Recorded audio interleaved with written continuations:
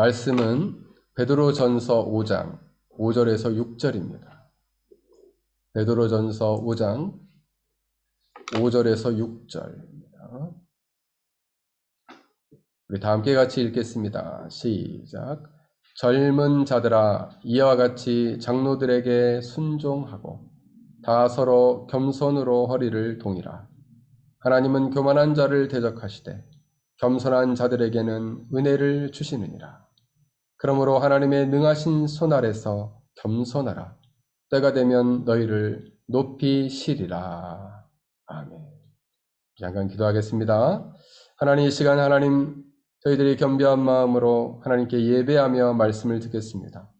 성령 하나님, 이곳에 오셔서 우리 어린 주일 학교 어린 생명에서부터 작년에 이르기까지 들을 길 허락하여 주시고 그 영혼 깊이 이 말씀이 새겨져 착한 마음으로 이 말씀을 받아 순종하는 이 시간 될 수 있도록 성령 하나님 역사하여 주시고 성령의 장중의 설교자를 붙들어 주옵소서.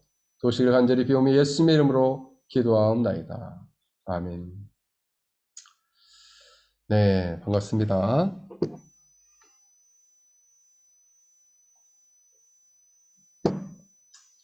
오늘은 참된 그리스도인의 표지 시리즈 네 번째입니다.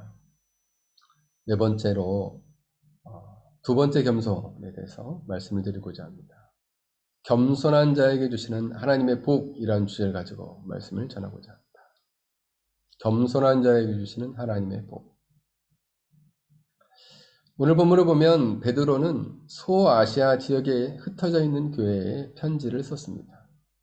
그리고 이 베드로 사도가 편지를 쓰는 대상은 오늘 5장은 그 지역에 있는 장로들, 당시의 장로들은 연장자일 뿐만 아니라 그 교회를 이끌어가는 현재의 목사나 목회자들을 일컬었습니다.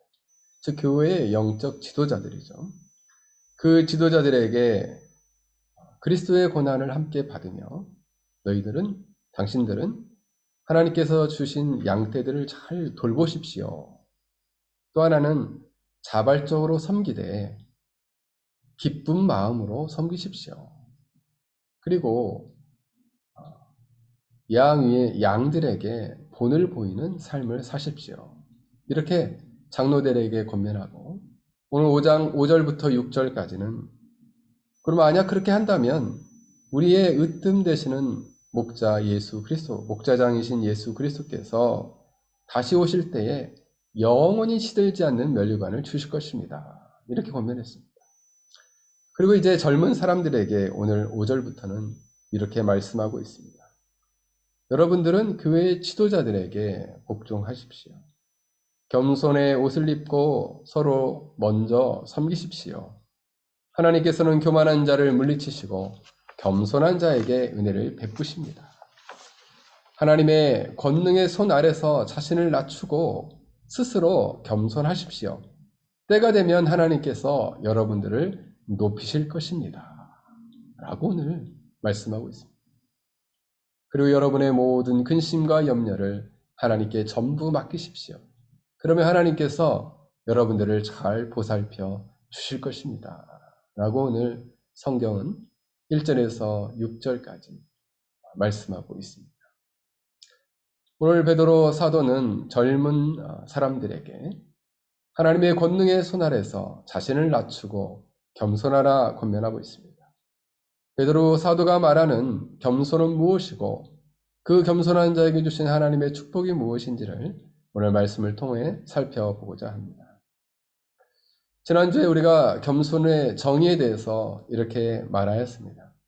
겸손은 어원적으로 사회적이나 경제적 약자를 말하고 그들과 연대하는 자요, 의인이요 지혜로운 자요, 하나님을 경외하는 자이다 말씀을 드렸습니다. 관계에 있어서는 하나님과의 올바른 관계를 맺고 자신을 낮추며 하나님을 경외하며 의지하는 자의 모습과 마음의 태도이며 사람과의 관계에서는 다른 사람을 존중하고 남을 자신보다 낮게 여기는 모습이다 라고 말씀을 드렸습니다. 창조의 관점에서는 겸손이란 하나님께서 창조하신 질서에 따라 자리하게 하신 그 자리에서 그 위치를 겸허하게 받아들이고 창조의 목적을 따라 하나님께 영광을 돌리는 것이 겸손이다 말씀을 드렸습니다. 구속의 관점에서는 새 생명을 얻게 하신 예수 그리스도의 구원을 전심으로 의존하는 마음과 영혼의 상태요. 주님의 낮아진 마음을 품고 영혼을 섬기며 살아가는 것이 겸손이다 말씀을 드렸습니다. 결국 겸손이라는 것은 하나님을 경외하는 자를 말하고 자신의 지적인 교만이나 자신의 판단을 의지하지 않고 하나님을 신뢰하며 의지하며 살아가는 삶입니다. 오늘 특별히 베드로 사도가 말하고 있는 겸손은 하나님의 전능한 손을 생각하고 자기 자신을 낮추라는 것입니다. 그러니까 여러분, 인생의 모든 주권이, 인생을 살아가는 데 있어서 삶의 모든 주권이 하나님 손 안에 있음을 깨닫고 우리의 인생이 우리 스스로 움직이는 게 아니라 전능하신 하나님 손에 붙들려 있다는 사실을 깨닫고 자기 자신을 낮추고 하나님을 의지하는 것이, 그것이 베드로 사도가 말하는 겸손이라는 것. 참된 그리스도인 안에는 이러한 겸손이 있다는 것이죠. 그리하여 겸손하게 하나님께서 이 모든 일을 전능하신 손으로 우리 삶 가운데 이루실 것을 의지하고 그것에 순복하는 삶, 이것이 베드로 사도가 말하는 겸손입니다. 거기서 순복할 뿐만 아니라 주님처럼 낮아진 마음을 가지고 남을 자신보다 낮게 여기며 섬기는 태도, 그것까지 겸손이다라고 말씀하고 있습니다. 초대교회의 초대 교부 중에 가장 탁월한 사람을 한 사람 뽑으라고 하면 아우구스티누스, 즉 어거스틴을 말합니다. 어거스틴에게는 레라라는 한 제자가 있었습니다. 어느 날은 어거스틴이 이 제자를 불렀습니다. 레라야 라고 불렀는데 아무리 불러도 대답을 하지 않는 거예요. 아무리 찾아다녀도 만날 수가 없는 거죠. 그래서 갑자기 이 아우구스티누스가 화가 났어요. 그래가지고 막 뛰어가서 그의 방에 가서 노크도 없이 문을 확 여니까 그곳에서 이 레라라는 제자가 깊이 하나님께 기도하고 있었습니다. 그 광경을 본 이 어거스틴은 하나님 앞에서 생각했어요. 내가 참 하나님 앞에 너무나 겸손하지 못하구나. 그리고 기도하는 이 레라를 큰 소리로 부르면서 그의 기도를 방해하고 방자하게 행한 것을 깊이 참회하기 시작했습니다. 그래서 어거스틴은 그 제자에게 자신의 목을 엎드려서 내밀면서 말했습니다. 레라야, 너가 내 목을 3번 밟고 지나가면서 이 교만한 어거스티나, 이 교만한 어거스티나, 이 교만한 어거스티나 라고 소리치며 넘어가라 부탁했습니다. 여러분, 이처럼 겸손이라는 것은 하나님 앞에서 자신을 낮추는 것을 말합니다. 그리고 남을 자신보다 낮게 여기는 것이 겸손인 것입니다. 그런데 여러분, 생각보다 남을 나보다 낮게 여기는 것이 쉽지 않습니다. 왜냐하면 내가 지보다는 낫지, 내가 너희보다 못한 게 뭐 있어 라고 생각하기가 쉽지, 당신이 나보다 훨씬 낫습니다, 당신이 나보다 훨씬 훌륭한 사람입니다 라고 하기가 쉽지 않다는 거예요. 만약 다른 사람들이 일반적으로 상식적으로 판단할 때 그래, 네가 좀 낫다, 모든 사람의 평가 기준에 있어서 네가 좀 낫다라고 생각할 때에 그래, 당신이 나보다 다른 사람이 평가할 때 좀 나은 것 같으니까 좀 나은 것 같습니다 라는 것까지는 쉬울 수 있어요. 그러나 그 사람을 내가 볼 때 너무나 지나치게 행동을 하거나 형편없는 모습을 보일 때 상대방을, 남을 나보다 낮게 여기라 라는 말씀을 받아들이기는 좀 쉽지가 않습니다. 문자적으로 적용하기가 쉽지 않죠.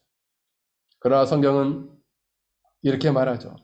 남을 나보다 낮게 여겨라.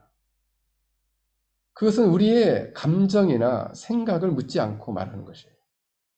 그러면 목사님, 어떻게 우리가 그렇게 할 수 있을까요? 빌립보서 2장 5절의 말씀처럼 너희 안에 이 마음을 품어라. 곧 그리스도 예수의 마음이니. 우리가 남을 나보다 낮게 여겨야 하는 이유는 주님의 마음을 품은 사람이기 때문에 그렇다. 그리스도인들은 하나님 앞에서 자신을 낮춘 사람이요. 그리스도의 마음을 품은 사람이기 때문에 다른 사람을 나보다 낮게 여기는 마음으로 그들을 섬기고 사랑하라 라는 것이 바로 참된 그리스도인의 삶의 표지인 것을 오늘 성경은 말씀하고 있습니다. 사랑하는 성도 여러분, 우리는 하나님의 전능하신 손 아래, 하나님의 특별한 은혜 아래 우리는 하나님께 구원받은 자들이요.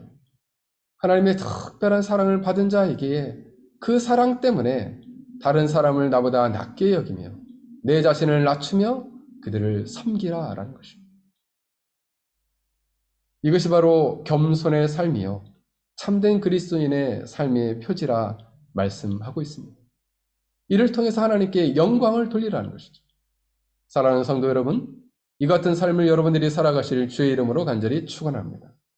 그렇다면 이렇게 겸손하게 하나님과 동행하며 남을 자신보다 낮게 여기며 섬기며 살아가는 자에게 하나님이 주시는 복은 무엇일까요? 오늘 5장 5절 말씀을 보면 하나님은 다 서로 겸손으로 허리를 동이라. 하나님은 교만한 자를 대적하시되 겸손한 자에게는 은혜를 주신다라고 말씀하고 있습니다. 겸손한 자에게는 은혜를 주신다. 그런데 반면에 교만한 자에게는 교만한 자를 대적하신다 이렇게 말씀하고 있어요. 대적한다는 말은 마치 전쟁에서 적군을 대하듯 우리 한국 사람들이 북한 사람이나 일본 사람들 별로 안 좋아하죠. 그죠? 그 사람들이 한동안 한국의 적군이기 때문에 저 군대에 있을 때만 해도 북한은 적국이었죠. 적국. 지금은 이제 문민 정권이 들어서면서 그런 것이 많이 흐려지고 있고 요즘 이제 종정선언을 하려고 하다 보니까 이런 것들이 이제 많이 흐려진 가운데 있죠. 그러나 여전히 대치하고 있죠. 적으로 대치하고 있죠. 그런데 하나님은 이처럼 교만한 자를 적으로 여기시겠다는 거예요. 왜냐하면 그들은 마음이 높아져서 자만하고 독선적인 태도를 취하기 때문입니다. 교만한 사람의 특징은 편협하고 독선적이에요. 그리고 모든 어떤 상황과 사물을 판단할 때 자신이 우월하다고 믿는 마음과 태도가 있어요. 내가 딴 사람보다는 우월하다. 뿐만 아니라 그들은 하나님이 정해놓으신 존재의 질서의 자리를 이탈하여 자기 자신을 의지하고 스스로를 의지하며 우주의 중심이 자기라 생각하는 것이죠. 그래서 하나님의 영광을 위해 살아가기보다는 자신의 인생의 행복을 최고의 가치로 여기며 살아간다는 거예요. 이러한 자를 하나님은 대적하신다. 그런 교만한 자를 대적하십니다. 여러분, 교만한 자의 삶은 어떤 삶이 펼쳐질까요? 이처럼 하나님과 대적적인 삶을 살고 하나님과 적처럼 살고 사람들과의 관계에서는 그 사람들과의 관계에서도 다투고 분쟁이 일어나죠. 왜요? 내가 우월한데 나를 인정해주지 않으면 어떻게 돼요? 네가 날 무시하는구나 이렇게 해서 싸우는 거예요. 그런데 그래요. 나보다는 당신이 낫습니다. 이렇게 인정해주고 그죠? 주님의 마음으로 내가 당신을 섬기겠습니다. 그러면 싸울 일 없잖아요. 아니, 내가 우주의 중심인데 내가 가장 탁월한 데인데 네가 나를 무시해? 이러면 어떻게 되겠어요? 다툼이 일어나 분쟁이 일어나 그리고 싸우게 되는 것이죠. 그래서 하나님은 하나님 앞에 자신을 높이는 이러한 자들을 대적하시겠다. 그리고 그들의 교만을 낮추시고 결국에는 패망으로 인도하시겠다는 거예요. 그러나 반면에 겸손한 자는요, 오늘 본문에 보면 은혜를 베푸시겠다. 특별한 은혜를 베푸시겠다 말씀하고 있습니다. 겸손한 사람은 오늘 본문의 베드로의 사도의 권면처럼 하나님의 전능하신 손 아래 사는 것을 기뻐합니다. 아, 하나님, 내가 하나님 전능하신 손에 있습니다. 그러니 전 걱정 없네요. 여러분, 하나님이 전능하신다는 것을 믿으면 여러분 걱정할 게 뭐가 있어요? 그렇잖아요. 하나님이 전능하신데 못하실 게 없는데 그분이 우리의 아버지신데 뭐가 걱정이에요? 우리가 근심하고 걱정하는 것은 뭐 때문에 그래요? 그 전능하신 하나님을 의지하지 않기 때문에 그렇습니다. 전능하신 하나님의 손 아래 사는 것을 기뻐하는 자는 자신을 낮추고 하나님을 경외하는 삶을 살아갑니다. 그리고 남을 나보다 낮게 여기며 섬기는 삶을 살아간다는 거예요. 그래서 성경 전체에 불변의 진리가 있는데 그것은 바로 뭐냐? 교만한 자에게는 화가 있고 겸손한 자에게는 은혜를 주신다라는 것은 시간이 지나고 상황이 바뀌고 시대가 변해도 변치 않는 진리예요. 하나님께서 겸손한 자에게 은혜를 주신다라고 할 때 오늘 본문에 쓰이는 단어는 카리스라는 단어가 쓰였어요. 이 카리스라는 단어는 하나님의 특별한 호의와 친절을 말합니다.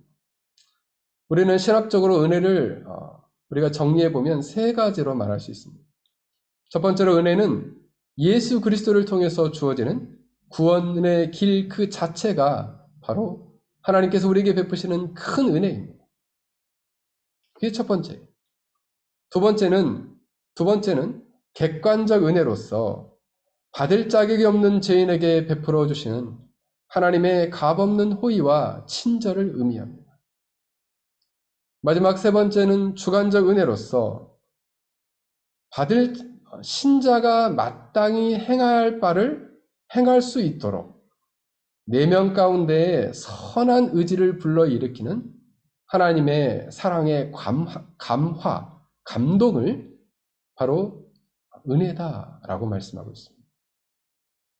그러니까 신자 안에 신자 스스로 이 길은 하나님이 기뻐하시는 바다, 마땅히 행해야 할 바다라는 것을 행할 수 있도록 선한 의지를 불러일으키는 하나님의 사랑의 감화가 바로 은혜라는 거예요. 은혜. 그래서 여러분들이 나 하나님을 위해서 나 이렇게 살고 싶어요. 나는 하나님을 위해서 하나님의 영광을 위해서 이렇게 선한 의지를 갖고 싶어요. 라는 마음을 갖게 되는 건 뭐 때문에 그래요? 하나님이 은혜를 주시기 때문에. 하나님이 은혜를 주신 사람만이 그 선한 의지를 갖게 됩니다. 나 교회를 위해 헌신하고 싶어요. 교회 안에 있는 영혼들을 섬기고 싶어요. 예, 그 하나님 은혜 주실 때 가능해요. 은혜 없으면요. 아유, 나 혼자 살기도 뻑뻑하고 너무 괴롭고 힘듭니다. 내 몸 하나 주체하기도 힘들어요. 왜 그래요? 은혜가 없어서 그래요. 선한 의지가 있어야죠. 선한 의지. 그 선한 의지조차도 하나님 나라와 영광을 위해 살고자 하는 그 마음을 부어주시는 것도 바로 하나님의 은혜의 효과예요. 하나님은 이렇게 겸손한 자에게 선한 의지를 불러일으켜서 하나님의 나라와 영광을 위해 살도록 하신다는 거죠. 하나님은 이렇게 겸손한 자에게 은혜를 베푸시기를 기뻐하고 그들이 이제는 보다 의미 있고 가치 있는 인생의 목적을 설정하고 그 가치 있고 그리고 의미 있는 인생의 목적을 따라 살아가도록 하나님의 나라와 영광을 위해서 창조의 목적을 위해서 하나님의 뜻에 순복하며 살아가도록 그들에게 은혜를 주신다는 거예요. 누구에게? 겸손한 자에게. 제가 대학 3학년, 4학년 때 금요일만 되면은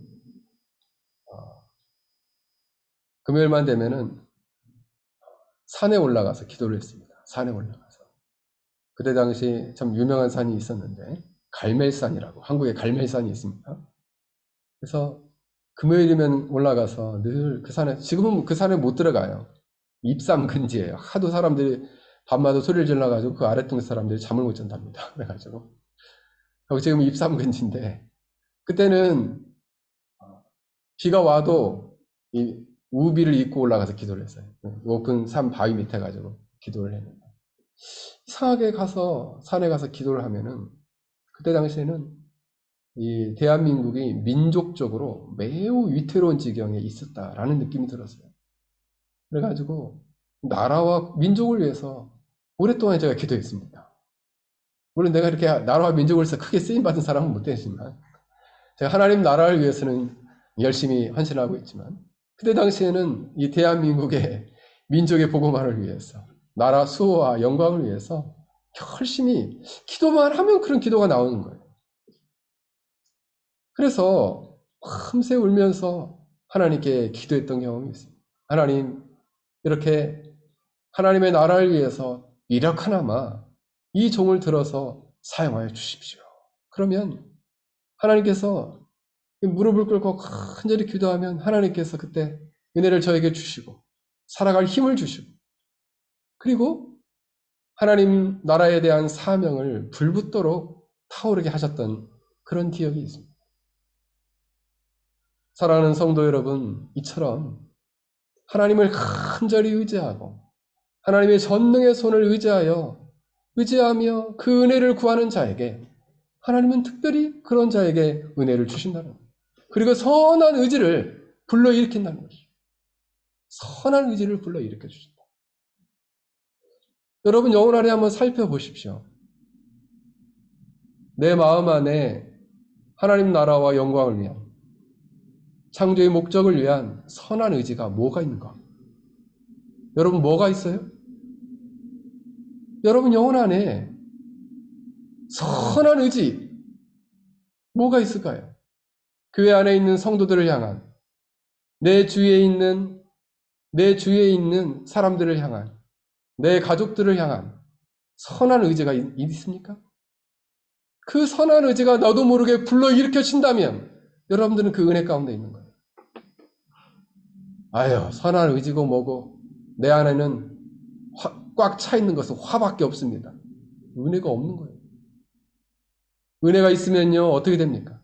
섬기려 하고 사랑을 주려 하고 하나님의 영광을 위해 살고자 하고, 그리고 많은 자들을 주께로 인도하고자 한다는 거예요.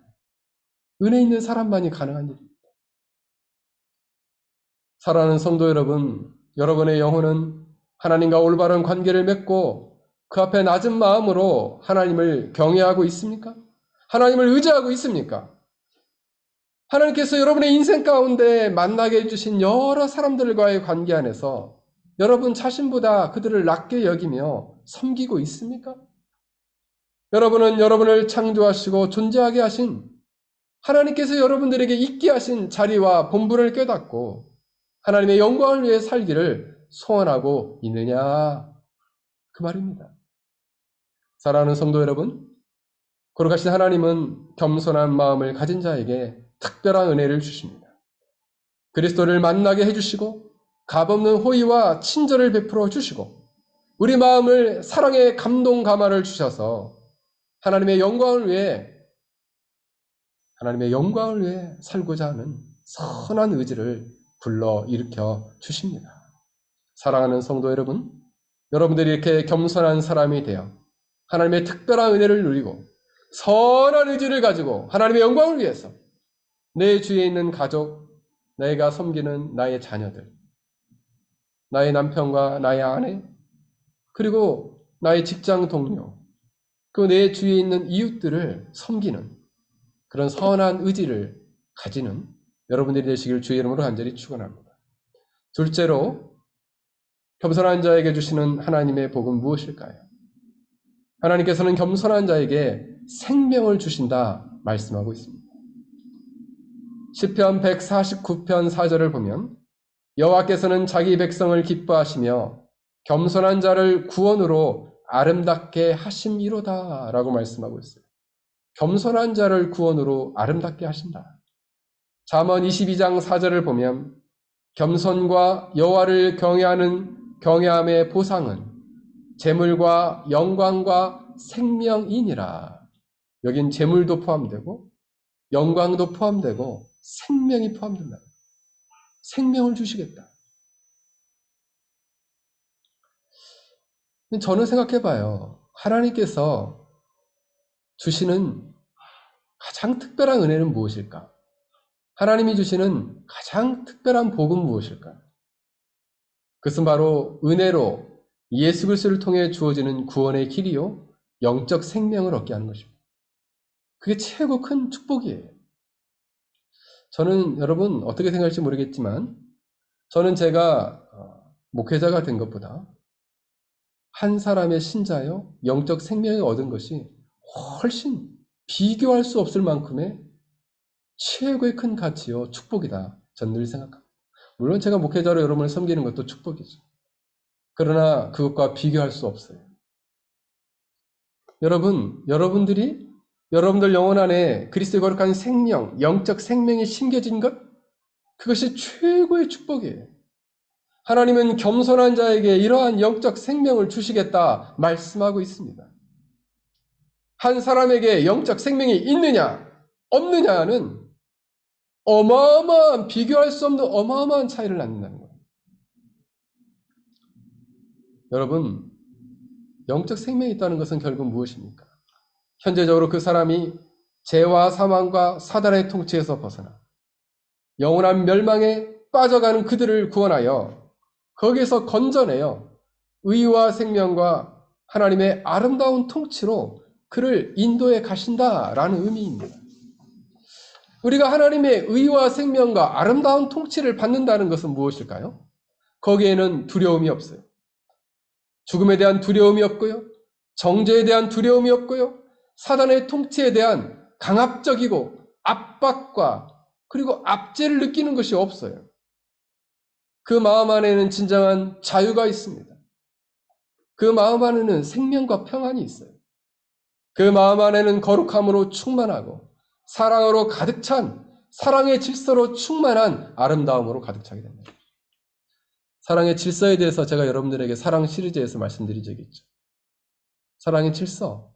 우리가 하나님과의 불붙는 사랑을 갖게 되면 내가 하나님을 사랑하게 되고 하나님은 또 나를 사랑하게 되고 내가 이 사랑을 가지고 나의 주위에 있는 사람들을 사랑하게 되면 그 많은 주위에 있는 사람들이 다시 나를 사랑하고 나는 하나님께 사랑을 받고 주위에 있는 많은 사람들에게 사랑을 받음으로 다시 나는 하나님께 영광을 돌리고 이러한 사랑의 질서가 이루어질 때 인간은 가장 행복하다라고 말씀을 드렸습니다. 우리가 영적 생명을 누리는 자는 이러한 사랑의 질서를 회복하게 됩니다. 사랑의 통치를 누리게 되고 그 사랑의 통치와 질서를 자기 삶 속에서 확장해가는 그런 아름다운 삶을 읽어갈 수 있다라는 사실이에요. 여러분, 영적으로 생명을 얻는 자는 내적으로는 자신 안에 잔존한 죄와 그 세력과 계속적으로 싸울 수 있는 힘이 있습니다. 어둠의 세력과 싸워 승리할 수 있는 힘이 있다는 거예요. 뭐가 있는 사람이? 영적 생명이 있는 사람. 영적 생명이 없으면 자기 안에 있는 영적인 세력과 악한 세력과 싸워 승리할 수 없어요. 잔존한 죄와 싸워 승리할 수 없습니다. 영적인 생명이 있는 사람은 하나님께서 그 인생에게 부여하신 목적과 방향을 깨닫게 됩니다. 어떻게 하면 하나님을 영화롭게 하고 기쁘시게 할 수 있을까? 그 기쁘시게 하는 삶을 향해서 힘있게 마치 기차가 강력한 힘을 가지고 달려가듯이 달려갈 수 있는 거예요. 힘 있는 질주가 되는 것이죠. 뭐가 있을 때? 영적 생명이 있을 때. 영적 생명이 없으면 자기 삶을 은혜로 강력하게 끌어갈 수 있는 힘이 없어요. 영적 생명의 본질은 활동케 하는 힘이라 말씀을 드렸죠. 그렇습니다. 영적 생명은 그 사람과 하여금 하나님의 영광을 위해서 창조의 목적을 따라 살고자 하는 강력한 힘을 주죠. 그리고 그 삶을 살게 한다는 거예요. 어느 바닷가에 한 교회에 여름이면 한국 교회는 여름 수련회를 하게 되죠. 그런데 어느 교회가 한 바닷가에 가서 여름 수련회를 했다고 합니다. 근데 그 수련회를 주관하시는 목사님께서 교인들에게 집회 전에 가서 조개 껍질을 하나씩 주워오라고 그랬습니다. 그러니까 막 성도들이 신나가지고 막 바닷가에 뛰어가지고 막 조개 껍질을 막 주워오는 거죠. 큰 것도 있고 가리비처럼 넓은 것도 있고 바지락처럼 작은 것도 있고 그래서 막 조개 껍질을 막 주워왔어요. 자, 조개 껍질 한번 다 들어보십시오 할 때 다 조개 껍질을 들었어요. 여기요 목사님 여기요 이랬어요. 그래서 목사님 물었습니다. 사랑하는 성도 여러분, 조개 껍질이 왜 바닷가에 그러고 있을까요? 물었어요. 그랬더니 이 집회에 참석한 분들이 대답했습니다. 저 깊은 바다에서 떠나려오지 않았을까요? 어떤 사람은 여기 있는 이 어부들이 다 잡아먹고 버린 거겠지요. 이때에 이 목회자는 웃으면서 이렇게 말했습니다. 사랑하는 성도 여러분, 조개 껍질은 생명이 없기 때문에 그렇게 바닷가에 있는 것입니다. 생명이 없으니 조개 껍질은 분리될 수밖에 없고 여기저기 흩어져 쓸모없게 된 것입니다. 만약 그리스도께서 주시는 영원한 영적 생명이 없는 사람은 마치 조개 껍질처럼 되고 말 것입니다. 굉장히 의미심장한 예화입니다. 여러분, 살아있는 조개 보신 적 있으시죠? 저도 이 여름이면 한국에 있을 때, 오래전 이야기입니다. 서해안에는 특히 조개 구이가 또 유명하죠. 근데 조개구이집 가면은 살아있는 조개가 큰 것도 있고, 이렇게 큰, 이렇게 피조개 같은 것도 있고. 근데 이게 손으로 이렇게 열려고 하면 절대 열 수가 없어요. 왜요? 조개가 살아있기 때문에 자기를 방어하려고 꽉 이러고 있거든요. 왜요? 생명이 있기 때문에. 자기를 방어한단 말이에요. 생명이 있기 때문에. 그래서 절대 살아있는 것은 입을 벌려주지 않습니다. 그러나 생명을 잃어버린 조개는 짝 하고 입을 벌리죠. 그래서 그 껍질이 벌어지고 분리돼요. 바닷가에 있는 모래처럼 흩어져 버리게 된다. 사랑하는 성도 여러분, 영적 생명이 없는 사람은 죄와 죄의 세로부터 자신을 보호할 수 없습니다. 자신을 방어할 수 없어요. 자신을 지킬 수 없습니다. 생명을 잃어버린 조개처럼 쓸모없는 인생을 살다가 결국 멸망하게 될 것입니다. 그러나 하나님은 겸손한 자에게 특별한 은혜를 주시고 놀라운 영적인 생명을 주시겠다 말씀하고 있습니다. 영적 생명이 여러분 안에 풍성하게 부어지고 있습니까? 영적인 생명이 여러분에게 풍성하게 부어져서 여러분들은 은혜 가운데 자라가고 있습니까? 여러분, 영적 생명이 없는 사람, 있는 사람, 영적 생명이 있음에도 불구하고 입이 벌어진 조개처럼 거의 살아있는지 죽어있는지 모를 것 같은 그런 방불한 삶을 살고 있지는 않습니다. 그렇다면 우리는 다시 겸손해야 합니다. 낮아진 마음으로 전능하신 하나님 손에 앞에 엎드려 다시 그 하나님의 은혜를 구하고 그분을 의지하며 경외하는 삶으로 나아가야 합니다. 하나님 나에게 은혜를 주시지 않으면, 하나님 나에게 영적인 생명력을 주시지 않으면 나는 결코 살아갈 수 없습니다. 나는 결코 하나님이 주신 사명을 감당할 수 없습니다. 라고 여러분은 고백해야 한다는 것이죠. 여러분, 하나님은 겸손한 자에게 이와 같이 구원과 생명의 특별한 은혜를 주시고 그 이의 인생을 아름답게 수놓기를 원하십니다. 사랑하는 성도 여러분, 여러분 안에 놀라운 영적인 생명이 부어져 그 생명력이 부어져 여러분의 인생 아름답게 펼쳐지시기를, 아름답게 수놓아지시기를 주의 이름으로 간절히 축원합니다. 마지막으로 하나님께서 겸손한 자에게 주시는 것은 바로 지혜의 복을 주신다라는 사실입니다. 하나님이 지혜를 주신다. 잠언 11장 2절을 보면 교만이 오면 욕도 오거니와 겸손한 자에게는 지혜가 있느니라 라고 말씀하고 있습니다. 하나님께서는 겸손한 자에게 특별한 은혜를 주시고 생명을 주실 뿐만 아니라 참된 지혜를 주시겠다 말씀하고 있습니다. 이 지혜는 무엇일까요? 지혜를 가진 자는 하나님의 생명을 가진 자로서 하나님을 경외하게 됩니다. 그래서 겸손과 하나님을 경외함이 항상 붙어 있는 것을 보게 됩니다.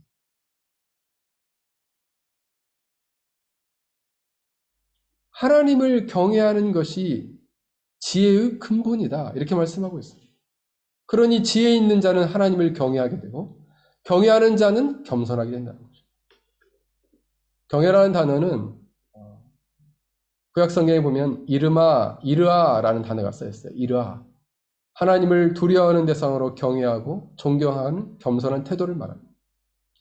그래서 하나님을 경외하고 존경하는 태도, 이것이 참 지혜의 토대가 된다는 거예요. 그러므로 하나님께서는 겸손한 자에게 하나님을 경외함으로써 참된 지혜의 기초를 깨닫게 하신다는 것을 우리는 알 수 있습니다. 그래서 겸손한 자는 지혜와 명철이 있어서 거룩하신 하나님이 누구이신지, 온 우주와 역사를 어떻게 다스려 가시는지, 그 역사 속에서 온 인류와 우주를 다스리시는 그분의 뜻이 무엇인지를 우리로 하여금 명확히 깨닫게 해주신다라는 사실이에요. 그래서 겸손하여서 하나님께서 이 겸손한 자에게 이러한 지혜를 주신 사람은 이런 것을 알게 되는 거죠. 하나님은 누구신지, 하나님은 어떠한 계획을 가지고 역사 속에서 이 계획과 뜻을 펼쳐 가시는지, 그리고 그 속에서 어떠한 뜻을 이루시기를 원하시는지를 안다는 거죠. 그러면서 나라는 사람은 이렇게 놀랍게 시간과 역사 안에 펼쳐지는 하나님의 구원의 역사 속에서 어떠한 인생을 일구며 살아가게 될 때 아름다운 인생이 될 것인가에 대한 명확한 지혜를 갖게 해주신다는 거예요. 누구에게? 겸손한 자에게.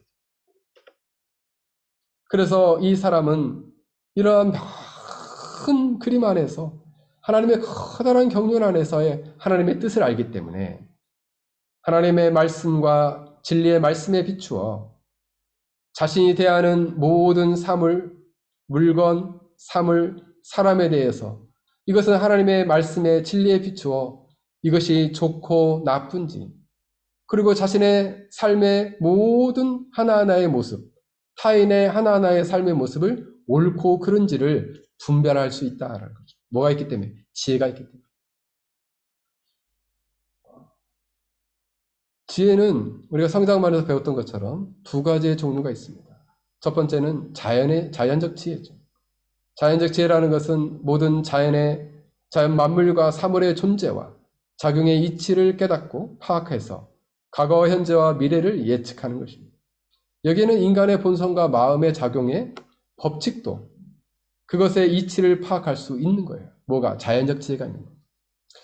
최근에 저는 자주 보지는 않지만은 우리 전사모님이 가끔씩 보는 것 중에 하나가, 그리고 오은영 박사님이 아이들의 집안에서 이제 큰 문제를 일으켜서 가정적으로 굉장히 불안한 가정들을 상담해 주는 것을 보게 되는데, 저도 이번에 최근에 잠깐 봤더니 거기에는 이제 아빠가 군인이고, 그리고 아들이 둘이 있고 엄마가 있는데 아이들을 늦게 낳은 거예요. 그러니까 엄마 아빠는 나이가 많고 아이들이 이제 그 아주 예민한 이 초등학교 그다음에 중학생이니까 굉장히 예민한 나이죠, 그죠? 그때가 됐는데 아빠와 아들이 5년 동안 서로를 투명 인간 취급을 하면서 사는 모습을 보여줍니다. 그러면서 아빠가 뭐라고 하니까 이 아들이 아빠한테 대놓고 욕을 해. 그래서 깜짝 놀랐어요. 근데 아빠가 무서워가지고 애들이 막 밥 먹을 때 눈치를 봐. 그래서 그 가정을 볼 때 참 안타까운 가정이더라고요. 안타까운 가정이. 그래서 엄마 아빠도 애들이 너무나 엇나가니까 도저히 방법이 없어가지고 이제 사회적인 그런 명예나 그런 것을 다 내려놓고 자신을 낮추고 좀 제발 도와주십시오 하고 이제 거기에 와 있는 거죠. 근데 사실 얼마나 부끄럽겠어요. 왜냐하면 자신이 자기가 군인으로서 꽤 높은 위치에 있는데 가정을 다스리지 못하고 아이들을 다스리지 못하는 모습을 보인다는 게 사실 그렇게 쉬운 것은 아니거든요. 근데 그 자리에 있는데 이제 이 영상들을 쭉 보면서 그 박사가 보는 거죠. 원인이 뭔지. 그죠? 어떤 원인 때문에 이 아이가 오랫동안 마음을 닫고 서로 간에 오해가 쌓이고, 그리고 아빠는 또 아이에 대해서 무엇이 서운한지를 원인을 파악을 하는 거죠. 그래서 해결책을 던져줘서 그 원인을 알고 보니까 이 아빠가 군인이다 보니까 감정의 코드를 읽어주는 거예요. 감정을 이해하고 공감하는 능력이 떨어지는 거예요. 감정을 읽지 않고 나오는 말만을 가지고 지적하고 혼내고 하니까 아이 안에 감정이 쌓이면서 서로 감정이 악화되고 오해가 점점 쌓이고 그것이 5년 동안 계속되다 보니까 서로 투명인간을 같이 사는데 없는 것처럼 행동하는 거예요. 말도 안 하고. 그래서 아빠로 하여금 해결할 수 있도록 말투를 고치고 그리고 공감 어린 말투를 하게 하고 그걸 연습을 시키더라고요. 그러면서 가정이 조금씩 회복되는. 이게 뭐냐? 자연적 지혜예요. 그런 자연적인 지혜도 하나님을 겸손히 섬기고 경외하는 자에게 주시겠다는 거죠. 또 하나의 지혜는 도덕적 지혜입니다. 도덕적 지혜라는 것은 하나님 말씀에 비추어 참된 선과 악을 판단하는 기능입니다. 하나님께서는 원천적 지혜로서 겸손하게 하나님을 경외하는 자에게 파생적 지혜를 주십니다. 이러한 인간들이 도덕적 지혜를 가지고 하나님의 거룩한 말씀에 비추어서 옳고 그름을 분별하기 위해서는 끊임없이 진리의 비달에 있을 때에 가능하다는 거예요. 우리가 진리의 비달에 있다는 것은 뭘까요? 이처럼 오늘 말씀을 듣고 지속적으로 그 말씀을 배워가고 깨달아가고 그때 비로소 하나님 앞에 겸손해질 수 있고 하나님을 경외하고 하나님의 뜻을 따라서 옳고 그름을 분별하고 좋고 나쁨을 분별하게 됩니다. 하나님이 기뻐하시는 삶을 깨닫고 알아갈 수 있게 된다는 사실이에요. 사랑하는 성도 여러분, 하나님은 겸손한 자에게 이처럼 지혜를 주시기를 원하고 그 지혜를 따라서 하나님의 커다란 구속의 경륜을 깨닫고 여러분의 인생의 목적을 새롭게 설정하고 아이의 인생도 생각하는 것이죠. 저도 늘 저희 아이들에 대해서 생각합니다. 물론 하나님께서 저희 아이들에게 복을 주셔서 좋은 기회를 가지고 외국에서 공부하고 있지만 저는 그 아이들을 해서 잘 출세해가지고 행복하게 잘 살았으면 좋겠다. 그런 마음이 사실 별로 없어요. 그럼 어떤 마음이냐? 저 아이들이 잘 성장해서 하나님 나라를 위해서 하나님의 영광을 위해서 조금이나마 쓰임받았으면 참 좋겠다라는 게 제 마음이에요. 여러분들이 여러분 아이를 키울 때 어떤 마음으로 키워야 됩니까? 아이들은 여러분들의 것이 아니에요. 여러분들은 잠시 그들이 결혼하기 전까지 아이들을 맡아 섬기고 하나님의 거룩한 나라의 백성으로 키우도록 여러분의 가정에 허락하신 거예요. 여러분에게 일정 기간의 시간을 허락해 주신 거예요. 그래서 여러분들은 여러분의 아이들을 하나님의 자녀로, 하나님의 백성으로 키워야 할 사명과 직무가 있어요. 지혜로운 사람은 하나님께서 겸손한 자에게 지혜를 주시는데 지혜로운 사람은 이 아이에 대한 비전과 사명 또한 이러한 하나님의 커다란 경륜 안에서 바라봐야 한다는 것입니다. 사랑하는 성도 여러분, 그렇게 될 때 그 아이의 인생은 하나님의 축복의 인생이에요. 하나님의 전능하신 손에 붙들린 인생이기 때문에 그의 아이의 인생은 행복해지는 거예요. 그게 진정한 행복이에요. 그 아이를 위한. 여러분들이 평생 쫓아다니면서 그를 돌보는 것이 그 아이의 평생 행복이 아니에요. 결혼했는데도 마마보이처럼 엄마가 쫓아다니면 그 집안 깨지기 쉬워요. 그 가정. 그래서 여러분들은 오늘 본문에 보면 겸손한 자에게 하나님이 지혜를 주시겠다고 그랬습니다. 여러분들은 누구입니까? 여러분들은 어디서 와서 어디로 갈고 무엇을 위해 살며 어떻게 살아가야 되는지를 진리의 말씀을 통해서 알고 있습니까? 최종적으로 여러분의 인생의 최종적인 목적은 종착지는 어디인지를 알고 있느냐 말이에요. 이것을 가지고 여러분들의 자녀를 교육하고 있냐 말이죠. 여러분 겸손하십시오. 그리고 겸손함으로 말미암아 하나님을 섬기고 의지하며 살아가는 자에게 하나님께서는 참된 진리의 말씀을 보이시고 그 진리의 말씀을 통해서 참된 지혜를 주시고 우리가 누구인지 어디서 와서 어디로 가는지 인생의 최종적 목적지가 어디인지를 가르쳐 주신다라는 사실입니다.